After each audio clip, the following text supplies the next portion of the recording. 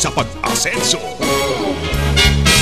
Balikan po natin ang ating mga panauhin. Ang mga kasama natin ay sina Brian Matthew Ligsay, ang COO, Marketing Director ng Creative Voices Productions, si Pocholo Gonzales, ang CEO and Managing Director ng Creative Voices Productions, at ang isa sa kanilang voice actress. Voice actress ang tawag si Gab Tiongson. Kasi yung iba, hindi pa nahuhulaan kung sino yung mga kasama natin. Oo, dahil kanina may mga texters tayo. Sabi niya si Ray Langit, Mike Enriquez, Michael V. Isa lang po yung guest nyo Si Jeffrey Tam po ba yan? Sabi daw ni Tenet ng Paranaque. Pero sorry, hindi po si Jeffrey Tam. Pero si Jeffrey Tam ay isa rin sa mga kilalang ng maraming boses din to. Actually, nasa Creative Voices din siya. Kasama niya siya. Kasi ang Creative Voices po is an agency ng mga voice artists. First voice talent agency yan sa Philippines. Not just for Filipinos, but for international. Wow. So we have more than 500 voice artists on our database. Ganito, halimbawa ako ay isang nangangailangan ng mga voices. Kung ano man ang gagawin. Halimbawa siguro may ipapagawa ako sa kailangan ko talaga ng mga boses. Ano bang mga ino-offer ng Creative Voices? Basically, yun nga po. We are an online voiceover company. Online Online, so internet-based. Internet-based yan. So may mga boses po kami na nasa database na. So, hindi na katulad dati yung lumang sistema na punta ka ng mga recording studio, bibigyan ka nilang CD, doon ka palang makikinig. Ikaw na mismo gusto ko yung boses na to. Ayun. So, ang mamimili na sila doon. At ang maganda doon, kasi it helps the studio themselves, no? Ang dati kasi, ang old school process niyan, bibigyan sila ng script, tapos magpapa-audition niya ng napakahaba. Tapos babayaran nila lahat nung nag-audition, yung oras na naubos. Minsan, yun, lugi na sila bago pa magawa yung commercial produkto sa audition. So ngayon, ginawa namin, pinaikli namin yung proseso. Lahat ng mga nasabi nga niya, daan-daang mga talent na sumabak sa amin, na-pre-screen na namin yan. So tatawag lang sa amin ng studio, Brian, Pocholo, kailangan ko ng boses na tunog taga Mindanao o ganito ang edad, ganito ang babae, lalaki, yun. Pati yung mga accents, no? Kailangan ko lang may German accent, Russian, or kung ano man accent niya, meron din kami. Specialization po ang tawag doon. Actually, I did like 9 dialects of Philippines na. Sa isang produkto lang yan. Nilalagyan ng accent mo. Ano po, talaga yung lingwahe. Kunwari, Bisaya. Ilonggo. Kunwari, Cebuano. Ticket sa loto, tig-10 pesos ang usa. Unya, bildi ka pa. Pero kining coffee. Ganun. Tig-10 pesos lang. So, although I'm not Cebuano, I can adapt how they deliver. Kasi iba, obvious na obvious. Diba, pagka yung kunyari, may napapanood ako sa movie, kunyari, hindi halatang May mga voice coach naman yan. Dating style nila, ginagawa nila, kumukuha sila ng talent from the province itself. Maganda yun kasi talagang authentic yun. Hindi mo pwedeng dayain yun Kaya lang, hindi kasi lahat ng mga galing probinsya kayang i-deliver yung caliber ng performance ng mga voice talents dito sa Maynila. So, kumukuha sila ng magaling na voice coach para habulin yung yung accent na yun. Para yung voice artist na mismo na voiceover, siya na yung standard VO ng lahat ng lingwahe. Mapunta tayo dun sa mga singilan sa bayan. Tsaka mga problemang mga dinanas nito nung nagsisimula pa. Kasi kanina nabanggit sa atin ni Mila Pocholo na yung mga first 6 months daw, parang puro problema yata yung inabot niya. 6 months nga ba? Actually, hindi nga po ganun kadali mapunta sa limelight. Talagang dadaan ka sa butas ng karayom. Sabi nga namin, mas madaling maging doktor, abogado at engineer kaysa maging voice artist. Dahil we are just 500 in the industry, more than 500. And right now, ako po kasi head ng service talents ng Advertising Suppliers Association of the Philippines. Isa po akong board member dyan. Na ang mga issues ngayon na nagiging problema ay yung hindi pagbabayad ng mga ahensya, mga ad agency sa mga voice talent. Nai-ere na yung mga boses nila. Hindi pa binayaran yan. Umaabot pa minsan ng 3 taon. Bakit nagkakaganon? Ayun nga po ang problema kasi walang voice talent, walang nag-save dyan Kumbaga wala silang identity, walang nagsisecure. Kaya tinayo rin namin yung Creative Voices para matulungan. Slowly but surely, no? Kasi yun nga, number 1 concern dyan is kung ikaw talent. Kasi talent din kami, no? Paano mo ipapaalam sa lahat na ikaw ay isang voice talent, di ba? Paano ka magpapakilala? Ano yung mga proper tools at materials ang pwede mong gamitin para ma-promote yung servisyo mo. Hindi mo naman pwedeng sabihin, uy, voice talent ako. Wala ka pang para... Paano, yun nga pinakamahirap ibenta. Yung skill. Pangalawa doon, yung pag-bill mismo dun sa kumpanya na involved dun sa production process. Ang nangyayari kasi sa ngayon, sad to say, no, kapag kinapos ang budget ng isang production outfit, kinakaltas usually sa voice talent kasi sila yung pinakadulo. Ay, gano'n. So, kapos tayo sa ano natin on cam, tanggalan natin si voice talent. Tanggalan natin. Kami nasa dulo usually. Kawawa naman.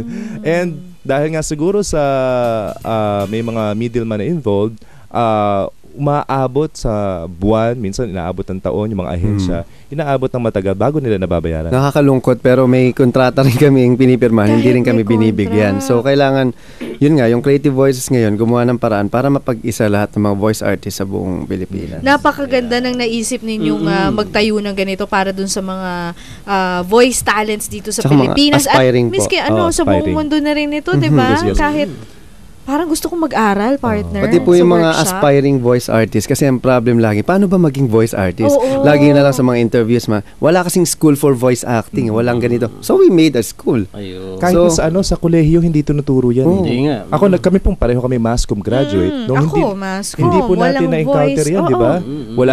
Wala nga radio drama na subject talaga Ako, dun eh. meron ako radio drama at Pero- nag-excel ako doon. Pero bahala ka na, di ba? Yung ibig sabihin, sige, gawa kayong drama, gawa kayong script, bahala kayo sa buhay Bahala nyo. ka sa Parang buhay. ganun. problem, Pero walang yung mismo techniques. i-coach ka na talagang mga Techniques and styles. Saan nga ba ang opisina ng Creative Voices Productions at saan kayo makokontak para dun sa ating mga listeners at mga viewers na interesado baka may mga talento rin pala sila? Mag-workshop kayo Oo. kasi napaka-importante yan. Kasi wala naman doktor na naging doktor kagad eh.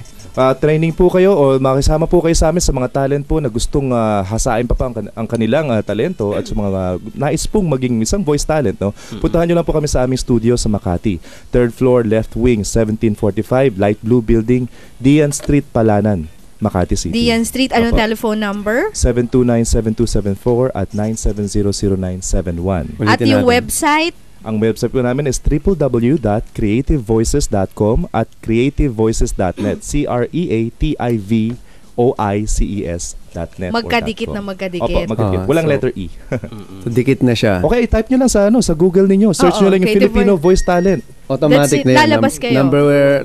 Top 100 kami dyan sa Google. Ayan. Tsaka Sige yan. nga, mabuksan nga at Tagalog voice mapakinggan talent, lahat ng Filipino mga voice-over. boses nitong Lalabas mga sa website po naging namin. guest natin. Bago natin sila pakawalan. pag-goodbye Oo. ng mga iba't ibang boses. Babatiin ko muna Sige. rin itong mga ating mga texters dito. Sabi ni Alan, pabati naman dad and mommy ko, Nanding and baby Chong ko. Nakikinig daw sila sa atin. Ayan, happy anniversary kay Tia Ana at Uncle na wala.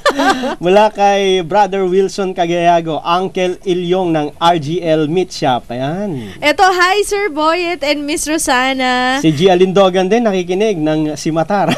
Ito. Tagal na nun Si Sonia and Dr. Lantin of Lantin Medical Clinic in Kalayaan, Guadalupe. Si Miss Yan ng Fairway View. Si Nanay and Dian, Nicole and Daniel at si Bing. Ayan, dun nga pala sa mga gustong magkaroon din ng sideline, pwede kayong mag-attend ng training seminar ng H2O plus water treatment. Ito po yung titingnan yung mga tubig, kung malinis, at ito po yung ginaganap tuwing Saturday, 9 to 5 p.m. Para sa informasyon, tumawag po sa 928-6632. 928-6632. Okay? Okay. At ito si Tita Pearl ng EDSA Garden House. Meron din good news. Free seminar daw mamayang hapon. Exotic fruits in containers. Ayan. So, mamayang 1 o'clock siguro yung kanilang training EDSA Garden House. Paano naman magpaalam ang mga Digimon? Oo. At ang inyong mga mensahe sa pamamagitan ng inyong mga characters. Example, batiin ko muna yung wife ko, si Oh, Marilyn sige. Gonzalez and kay Patrick Gabriel. Ayan. Mga anak nga pala yung asawa ni Brian ngayon. Ngayong oras na to. Ngayong oras na to. Naku, congratulations na sa iyo. Maraming salamat. Oo. Yung wife ko actually nasa hospital. Yan, nasa Delcado. Dinukot ko lang yan. Mag-ingat, sige. mag-ingat. May mga kasama naman kami. Okay. Okay. Paalam na? Paalam na? Bye-bye. Ibang Ako, boses. gusto kong mag-hi sa mga kasama ko sa bahay. Hi, tatay. Hi, nanay. Hi, Zab. Ayan. Oh. Siguro mo yung mga bata na Oo, yung nakikinig mga sa ngayon. boses. Magpaalam ka na. Mga bata, malapit malapit nang ipalabas ang Digimon 4 sa Hero TV. Manood kayo nun ha. Ako si Sora. Wow! So meron kaming, Munting meron kaming skit lang. munting skit lang para sa inyo sige, sa mga sige. Sige, nakikinig po please. sa amin. Oo. Masaya yan. Okay, Alright. sige. You've seen them on television and heard them over the radio. Now, 10 of the most lovable and annoying voices of all time at DZMM, starting off with FVR. First of all, I just want to congratulate Sika Pinoy. Mabuhay kayo, mabuhay ang sambayan ng Pilipino para sa Philippines 2000. Former President Erap. Congratulations sa Sika Pinoy. Mabuhay kayo. FPJ. Basta sabi ko lang, Erap. Sino ka man? Nasaan ka man? Number 1 na Sika Pinoy. Babalu. Aba nako, nabuhay ako para batiin ang Sika Pinoy. Mabuhay ka. Leo Martinez. Alam naman kagaling talaga ng Sika Pinoy. Lagi kayo makinig dito. Mark Logan. Hi! Number 1 ang Sika Pinoy. Ito, lagi kayo makinig dahil ang taray ng lola, ang ganda pa, si Miss Apple. Say Mike Enriquez. Magandang araw sa inyo. Aba, kagwapo naman pala nitong si Mr. Nelson. Aba, at ako'y susubukan ko. Nako, naliligaw yata ako. Pasok, labas ako. Digimon. Ako nga pala si Gilmon. Gilmon, Digimons, lagi kayo makinig ng Sika Pinoy. Bubu Chacha. Magandang araw sa inyo. Ako nga pala si Chacha, Bubu Chacha. And your all-time favorite, SpongeBob. Hey, come on, Patrick. My name is SpongeBob. Da! Sika Pinoy. Ang galing! Congratulations Maraming dito salamat. Uy, thank you po good sa luck. pag-invite Good sa luck amin. sa Maraming inyo. salamat. And siguro pagka makikilala ang mga pangalang Brian Matthew Ligsay at Pocholo Gonzales at Gab Tiongson. Pag tayo nasa ibang lugar na, partner. Sa Hollywood, ha? Sa Hollywood, ha? Baka Hopefully. mamaya makikita ko yung mga pangalan dun sa sa mga pasasalamatan. Good luck sa Ayan. inyo. Maraming salamat. And sana marami pang mga matuklasang mga talento dito at matulungan. Alam nyo, marami talaga na dyan lang sa tabi-tabi. Tawagin nyo lang kami, 729-7274. Ayan. 729-7274. Maraming salamat. Susunod na ang kilabot ng mga senior citizen na namimiss na natin. Tingnan nga natin. Gayahin mo nga yung boses ni Dr. Gary C. Hindi ko Kaya pa mo ba? Ay, hindi ba doon yan? Mag-Chinese. Ako nga pala, Miss na Shuri. Joke lang. Okay. Bye-bye! Bye-bye.